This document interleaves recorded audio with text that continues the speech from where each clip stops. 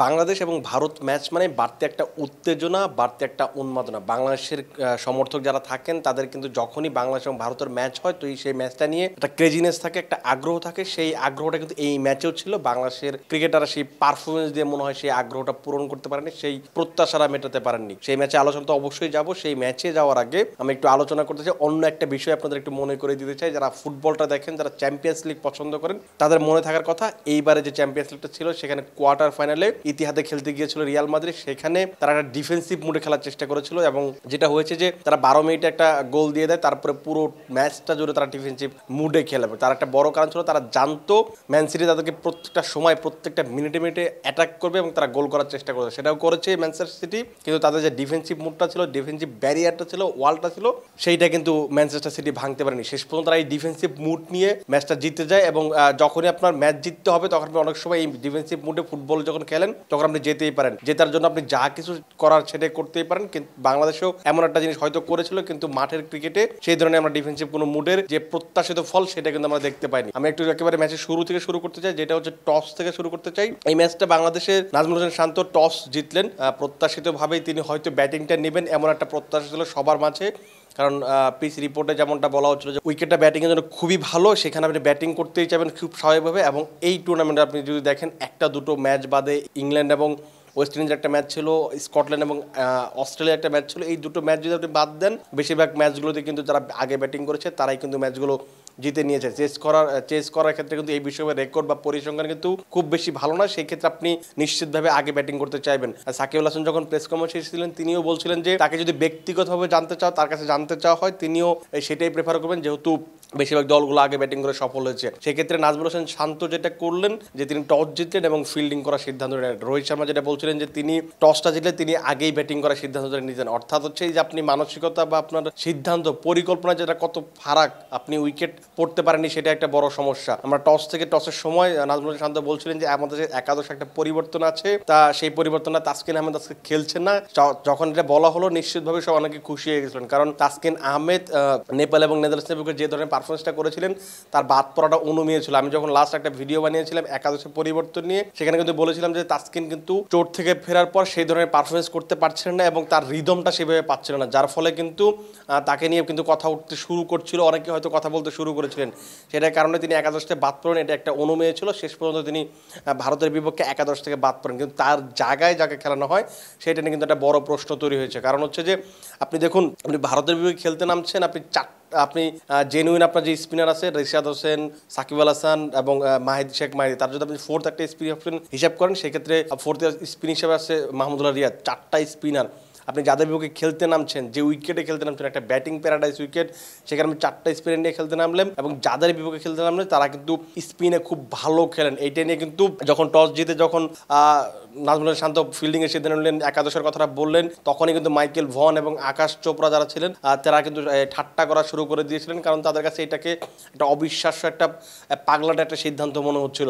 এটা কিন্তু শেষ পর্যন্ত পরিলক্ষিত হয়েছে, প্রমাণিত হয়েছে যে শান্তর সিদ্ধান্তটা ভুল ছিল। আমি যেটা বলছিলাম যে আপনি এমন দুজন ব্যাটসম্যান বা এমন একটা দলের বিপক্ষে স্পিন অ্যাটাক নিয়ে খেলতে নামবেন যারা কিন্তু এই টুর্নামেন্টে স্পিনের বিপক্ষে সবসময় ভালো খেলেছে, এবং শুধু এই টুর্নামেন্টে না, তাদের ক্যারিয়ার জুড়ে আপনি রোহিত শর্মা, বিরাট কোহলি, তারা সবসময় স্পিনটা ভালো খেলেন। তারা যখন ঘরে মারে টেস্ট ক্রিকেট খেলেন তারা সবসময় একটা স্পিন বান্ধব উইকেট বানান, কারণ তারা এই উইকেটগুলোতে ভালো খেলেন, প্রতিপক্ষকে চেপে ধরতে পারেন। এমন একটা দলের বিপক্ষে আপনি কি করলেন, 4টা স্পিনার নিয়ে আপনি যদি একদম জেনুইন 3টা আর একদম পার্ট টাইম একজন স্পিনার নিয়ে 4টা স্পিনার আপনি খেলতে নামেন, এটা একটা আত্মঘাতী একটা সিদ্ধান্ত আমার কাছে যেটা মনে হয়েছে। আপনি যদি আরও যদি ডিপে যান, যেটা হচ্ছে যে এই টুর্নামেন্টে যদি কিছু পরিসংখ্যান দেখেন, এই টুর্নামেন্টে বাংলাদেশের ম্যাচের আগে ভারত 23টা উইকেট হারিয়েছে। যে 4টা ম্যাচ খেলেছে সেই 4টা ম্যাচে 23টা উইকেটের মাঝে মাত্র 4টা উইকেট তারা স্পিনারদের দিয়েছে। অর্থাৎ আপনি যদি একটা রেশিও চিন্তা করেন, একেবারে কিন্তু প্রায় 15 থেকে 20% উইকেট তারা, সেটাও না, তার চেয়ে হয়তো সংখ্যাটা কম হবে, যে এই উইকেটগুলো তারা স্পিনারদের দিয়েছেন। বেশিরভাগ উইকেটগুলো তারা পেসারদের দিয়েছেন।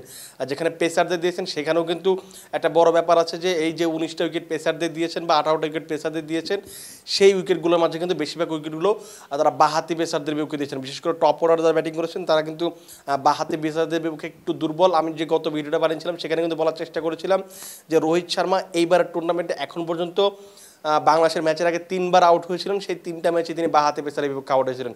যুক্তরাষ্ট্রের বিপক্ষে সৌরভ নেত্রাভালকার, পাকিস্তানের বিপক্ষে শাহিন শাহ আফ্রিদি এবং আফগানিস্তানের বিপক্ষে যে ম্যাচটা খেলেছিলেন সেই ম্যাচে তিনি ফজল হক ফারুকের বিপক্ষে আউট হয়েছিলেন। এই যে বাঁহাতি ব্যাটসম্যান বাঁহাতি বোলারের বিপক্ষে তারা যে স্ট্রাগল করছেন এবং এই যে 18 বা 19 বার তারা যে পেসারের বিপক্ষে আউট হয়েছেন সেখানে 8 বারই বাঁহাতি পেসারকে উইকেট দিয়েছেন। এমন একটা যাদের এই দুর্বলতা আছে যে এটা নিশ্চিতভাবেই বাংলাদেশের টিম যে অ্যানালিস্ট আছেন তার উচিত ছিল এটা নিশ্চিতভাবেই দেখার এবং টিম ম্যানেজমেন্ট এইটা নিশ্চিতভাবেই ভাবা উচিত ছিল এবং এটা যদি তারা দেখতো, তারা যদি ভাবতো, অবশ্যই আমার কাছে মনে হয় এখানে একটা শরীফুল বেটার চয়েস হতে পারতো।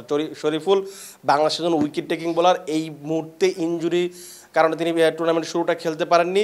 তারপর যখন ফিট হয়ে আছেন তিনি যেহেতু দলের সাথে আছেন, আজকে এক্সপেক্ট করা হচ্ছিল যে তিনি ভারতের বিপক্ষে নিশ্চিতভাবেই খেলবেন, কারণ যেহেতু তারা বাঁহাতি পেসারের বিপক্ষে ভুগছেন। শরীফুল তার প্রস্তুতি ম্যাচটা খেলেছিলেন ভারতের বিপক্ষে, সেই ম্যাচে কিন্তু তিনি 26 রানে একটা উইকেট নিয়েছিলেন। এমন একটা একাদশে আপনি আসলে শরীফুলকে রাখলেনই না।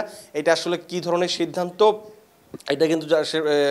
এটা কিন্তু একটা মানে কন্ট্রোভার্সিয়াল একটা সিদ্ধান্ত, সবাই কিন্তু সমালোচনা করছে। আমার কাছে মনে হয় এটার অনেক বেশি সমালোচনার জায়গা আছে। কোচ এবং অধিনায়ক কী ভেবেছেন, তাদের কি পরিকল্পনা ছিল, সেই পরিকল্পনা কিন্তু মাঠে একেবারেই ফুটে ওঠেনি। সেইখানে তার চেয়েও বড় যে প্রশ্নটা তৈরি হয়েছে, শরীফুলকে আপনি খেলাননি, ওকে ফাইন, আপনি এখানে আসলে কাকে খেলাচ্ছেন? আপনি এমন একজনকে খেলালেন যেখানে ব্যাটসম্যান, অর্থাৎ আপনি এই যে এইবারের টুর্নামেন্টে প্রত্যেকটা ম্যাচ আপনাকে বোলাররা জিতিয়েছে, বেশিরভাগ ম্যাচেই রিশাদ হোসেন, তানজিম সাকিব, মুস্তাফিজুর রহমান এরা আপনাকে ম্যাচটা বের করে এনে দিয়েছেন। অথচ আপনার যখন এইবারের টুর্নামেন্টের সবচেয়ে বড় ম্যাচটা খেলতে নামলেন তখন আপনি বোলারদের জায়গায় আপনি ব্যাটসম্যানদের রিলাই করলেন।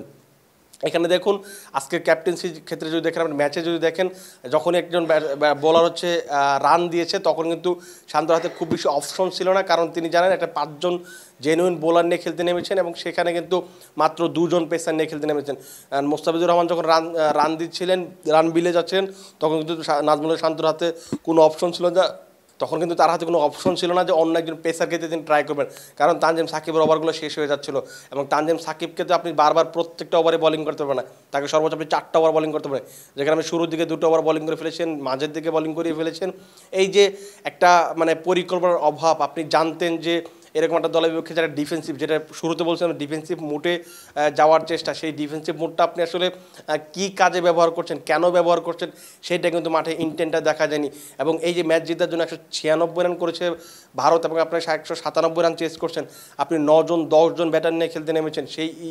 এই যে ব্যাটার নিয়ে খেলতে নেমেছে, আপনার যে অ্যাটাকিং মুডটা থাকা দরকার ছিল ব্যাটিংয়ে, সেটা কিন্তু আমরা ব্যাটিংয়ে যখন বাংলাদেশ ব্যাটিং করছে সেটা কিন্তু আমরা একেবারেই দেখতে পাইনি।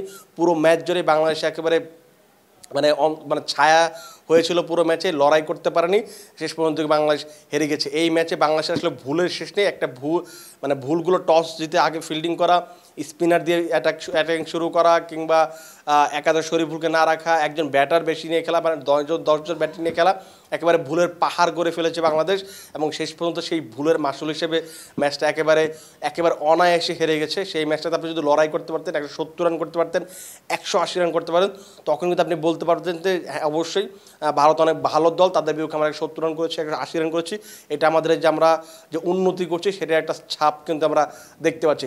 সেটা কিন্তু সিটে ফুটো আমরা দেখতে পাইনি। আপনি 150 রান করতে পারেনি 10 জন ব্যাটসম্যান নিয়ে, আপনি ব্যাটিং হিসেবে বা ব্যাটিং ইউনিট হিসেবে কতটা খারাপ করেছেন সেটা বলার অপেক্ষা রাখে না। এই ভুলগুলো যদি সামনে শুধরানো না যায়, বাংলাদেশ কিন্তু এই পর্যায় থেকে কখনোই সামনের দিকে যেতে পারবে না। আপনাকে পরিকল্পনায় সবসময় সলিড হতে হবে, আপনি এক্সিকিউট করতে পারছেন কি পারছেন না সেটা আসলে অনেক পরের কথা, কারণ মাঠে যখন আপনি খেলতে নামবেন অনেক সময় আপনার অনেক পরিকল্পনা এক্সিকিউট হবে, অনেক সময় অনেক পরিকল্পনা এক্সিকিউট হবে না। কিন্তু আপনি যদি পরিকল্পনা করতেই ভুল করেন, সেই ক্ষেত্রে কিন্তু আপনার আসলে কোনো চান্সই থাকবে না। বাংলাদেশ মনে হয় আমার কাছে মনে হয় এই ম্যাচে বাংলাদেশ আসলে পরিকল্পনাতে অনেকগুলো ভুল করেছে, সেই ভুলের খেসারত হিসেবে বাংলাদেশ ম্যাচটা হেরেছে, সেমিফাইনাল রেস থেকে একেবারে ছিটকে গেছে। শেষ ম্যাচটা আফগানিস্তানকে খেলবে, সেই ম্যাচটা কেবলই আনুষ্ঠানিকতার, বাংলাদেশ চাইবে সেই ম্যাচটা যেন জিতে শেষ করতে পারে।